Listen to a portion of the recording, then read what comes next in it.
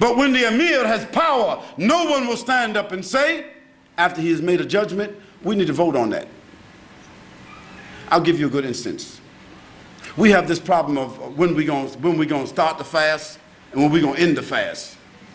Do y'all have that problem here?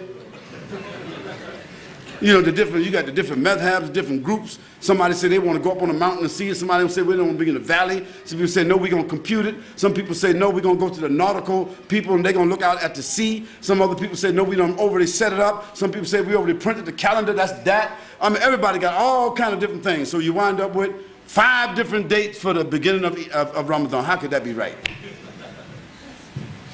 And then when Ramadan ends, the same thing. Half the people is eating on the Eid.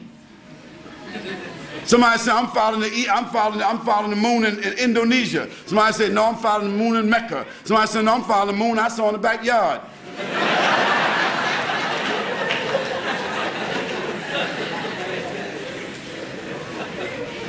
And some people say, I don't care about the moon, I'm just counting 30 days, that's it. Well, let's look at the other side.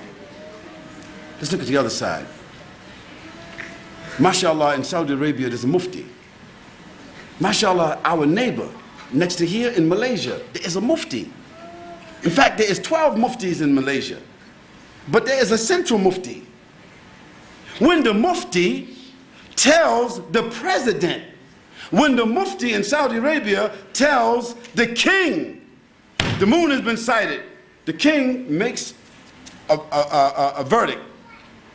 A fatwa has been given, a verdict is made by the king, the execution of it, the announcement is, fasting begins. Do you think that some people in some different cities or valleys or mountains of Saudi Arabia call up and say, oh, listen, king, listen, mufti, we ain't seen the moon yet, so we ain't fasting?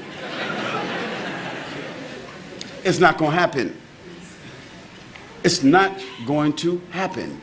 And I have known it to be the case where the mufti said that the fasting began on a certain day, and that the moon had been seen based upon the dalil that they had captured.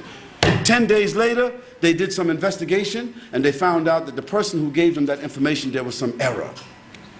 So then the mufti told the king had everybody to write everything and said, add another day because we started wrong. MashaAllah, consistent with what the Prophet ﷺ said. But there was unity in the starting of it, and there was unity at the end. We have to have that. But if there's no power, no unity. So they must choose and nominate. Otherwise appoint one of them the Amir, the coordinator, the chairman, imam, president, leader, call them what you like, according to the Islamic manhaj.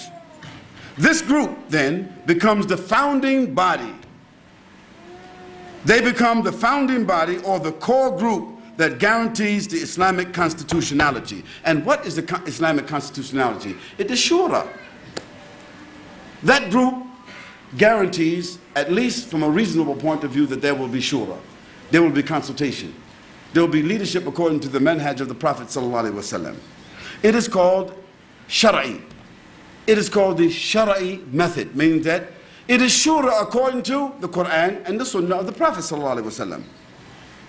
Therefore, the projects of that group, the programs of that group, the activities of that group, and the ambitions of that group will be according to Quran and Sunnah, at least reasonably so. Why? Because they have come together for that purpose.